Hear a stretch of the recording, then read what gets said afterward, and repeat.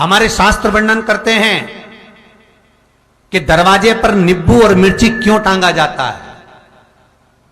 दुकान के बाहर, घर के बाहर नींबू मिर्ची क्यों टांगते हैं? क्योंकि लक्ष्मी और दरिद्रता, इन दोनों देवियों को भगवान विष्णु का वर है कि ये प्रतिदिन भूमंडल पर विचरण करने के लिए जाएंगी। प्रतिदिन, रोज, प्रतिदिन लक्ष्मी और दरिद्रता दोनों भ्रमण के लिए निकलेंगे। और जिसके घर में मिष्ठान रखा होगा, उसके घर में लक्ष्मी मीठा खाने के लिए अंदर प्रवेश कर जाती है।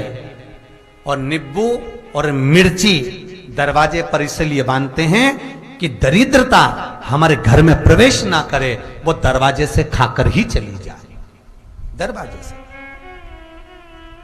एक बात बहुत ध्यान रखना, जिसके घर में फ्रिज में, डलिया में या रसोई घर में नींबू और मिर्ची ये दोनों एक ही जगह रखे रहते हैं, उसके घर में कभी शांति नहीं रहती है। सास बहू का, ननंद भाभी का, भाई भाई का, परिवार में कुछ ना कुछ क्लेश जरूर ही होगा। 4 दिन अगर अच्छे निकल गए तो 5वें दिन क्लेश का जाएगा। 5 दिन अच्छे निकल गए, 6ठा दिन क्लेश का जाएगा। कुछ ना कुछ, एक जरा सी कटोरी पड़ी है उसके पीछे विवाद चालू हो जाएगा, जरा सा पानी ढुल गया उसके पीछे विवाद चालू हो जाएगा, बेडशीट बदल रहे थे उसके पीछे विवाद चालू हो जाएगा, पति कक्ष में आया विवाद चालू हो जाएगा। तुमने एक शब्द कहा, कोई लड़ाई की बात नहीं करी, फिर भी विवाद चालू हो जाएगा। समझ लेना कि घर के रसोई घर में या फ्रिज में नींबू और मिर्ची साथ रखा हुआ है तो वो क्लेश तो देगा ही। पंडितों से पूछोगे, ज्योतिषाचार्यों से पूछोगे, वो कहेंगे मोती पिना दो, कोई कहेगा पितृदोष हो गया, कोई कहेगा कालसर्प दोष हो गया, कोई कहेगा वास्तु दोष हो गया, पर वो आपको ये नहीं बताएंगे कि नींबू और मिर्ची एक डलिया में रखा हुआ है। ये हमारा वेद, हमारा शास्त्र बताएगा कि नींबू और मिर्ची ये दरिद्रता देवी को प्रिय है, और जहां नींबू और मिर्ची साथ रखा वहां दरिद्रता प्रवेश कर जाती है, और दरिद्रता गई तो वो क्लेश उत्पन्न करती है, जिससे इसके घर में सुख ना रहे। सुख नहीं रहेगा तो लक्ष्मी नहीं रहेगी, दरिद्रता उसके घर में आराम से रह सकती है।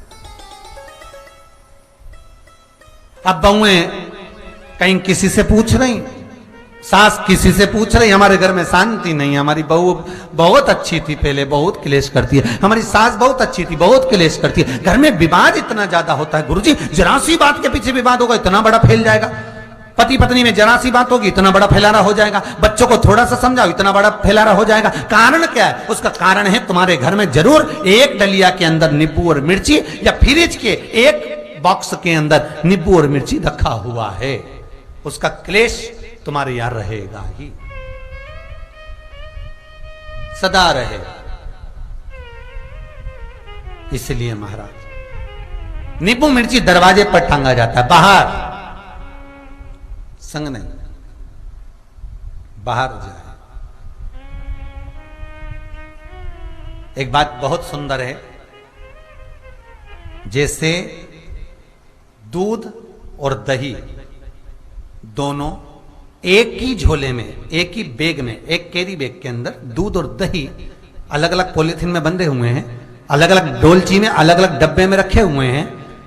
एक व्यक्ति एक ही बैग के अंदर दूध और दही ये दोनों चीज अगर लेकर घर के अंदर आता है तो उसके घर में संपदा की तो कमी आती ही है, उसके घर में संपदा टिकती नहीं है। घर में अगर लाख रुपए रखे हैं तो 3 दिन या 4 दिन के अंदर वो पैसा वापस जाना है। दही और दूध अगर एक ही साथ आया है, एक ही व्यक्ति एक ही झोले में, एक ही बैग में, एक ही कैरी बैग में अगर लेकर आया, उसी तरह नींबू और मिर्ची का भी क्रम है महाराज। कई कई सब्जी वाले उसको एक साथ बांध देते, नहीं नहीं, नींबू भले अलग बैग में डाल लो, पन्नी में अलग बांधकर या झोले में अलग बांधकर मिर्ची रख लो, वो चल जाएगा, पर एक साथ अलग हो। महाराज मेरे को मालूम है दरिद्रता कि तेरे को खट्टा और तीखा पसंद है, इसीलिए महाराज हमारे हिंदू धर्म में बेटी की विदाई में 4 चीजें नहीं दी जाती। बेटी की विदाई में 4 चीजें नहीं देते। पहली झाड़ू, दूसरी सुई, तीसरी चलनी और चौथा अचार की बरनी। ये बेटी के कन्यादान में, बेटी की विदाई में नहीं देते। बड़ी दे दो, पापड़ दे दो, ये चल जाएगा, पर बेटी की विदाई में, बेटी के कन्यादान में ना तो झाड़ू जाएगी, ना सुई जाती है, ना चलनी जाती है, ना अचार की बरनी जाती है। और मेरा निवेदन है, अगर बेटी को तुम्हारे घर का, तुम्हारे हाथ का अचार कितना भी पसंद हो और बेटी के मम्मी बना के दे रहे, नहीं, मत देना, क्योंकि बेटी तन, मन और धन, ये 3 चीजों से दुखी रहेगी। अगर माँ ने अचार दे दिया तो बेटी के घर में या तो तन से दुखी रहेगी, या मन से दुखी रहेगी, या धन से दुखी रहेगी। बेटी को ये 3 दुख तो रहेंगे ही। कई लोग तो अपनी बहू से कहते हैं, बेटा तू मायके जा रही, तेरी मम्मी के हाथ का अचार अच्छा लगता है, लिया ना बांध के। अब उनको कौन समझाए? तुमने तो कह दिया बांध के लिया ना, पर उसको समझो तो सही, क्यों नहीं लाना है? नहीं। महाराज, दरिद्रता देवी को क्रोध आ गया। लक्ष्मी जी के साथ नारायण जाने लगे तो लक्ष्मी जी बोली, रुको प्रभु, मेरी बहन पीपल के पेड़ के नीचे बैठी है, आप कृपा करो। भगवान विष्णु ने कहा, सुनो लक्ष्मी, लक्ष्मी और नारायण इस पीपल के वृक्ष के नीचे आकर दरिद्रता देवी से मिले हैं। 7 दिन तक, पूरे सप्ताह पीपल के वृक्ष के नीचे लक्ष्मी और नारायण का वासा होगा।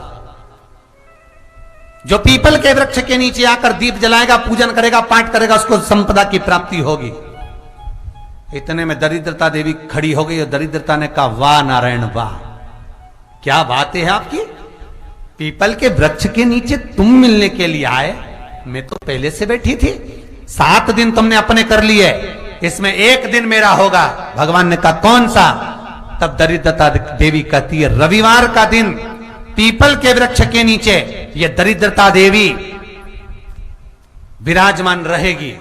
अगर रविवार के दिन कोई पीपल के वृक्ष के नीचे आएगा तो उसके साथ दरिद्रता देवी उसके घर में प्रवेश करेगी। इसलिए शास्त्र रीति में भगवान विष्णु ने उसी समय पलटवार करते हुए कह दिया, अरे ओ दरिद्रता सुन, पीपल के वृक्ष के नीचे अगर कोई रविवार को आया और कोई पूजन की सामग्री लेकर आया, हाथ में कुछ ना कुछ उसके हुआ, खाली हाथ आया, तो तू उसके घर में प्रवेश करेगी, और अगर भरा हुआ हाथ रहा तो तू उसके यहां प्रवेश नहीं कर सकती।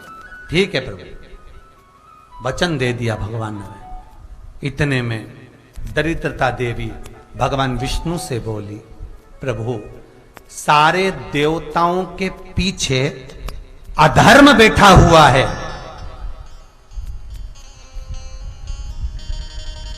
सारे देवताओं के पीछे अधर्म बैठा हुआ है। दुख और दरिद्रता कहां जाकर बैठे हैं, आप स्थान बता दीजिए। आपको अब भी कहा कथा में कि देवताओं के पीछे, देवियों के पीछे, पीठ के भाग में अधर्म का निवास है, आगे धर्म का निवास है। इसलिए मंदिर में अग्रण्य प्रणाम करना चाहिए, आगे क्यों, पीछे नहीं।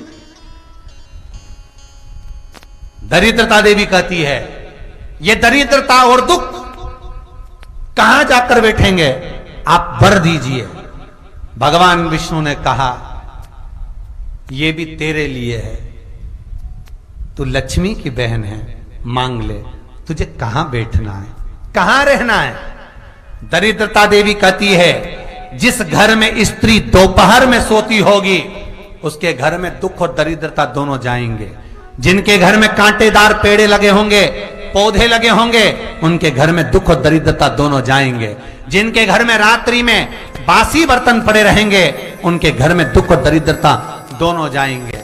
भगवान विष्णु बोले, ठीक है। इतने में दरिद्रता देवी बोली, सारे देवताओं में प्रथम मान्य होने वाले श्री गणेश जी महाराज के पीठ के पीछे कोई नहीं बैठा, अधर्म नहीं बैठा।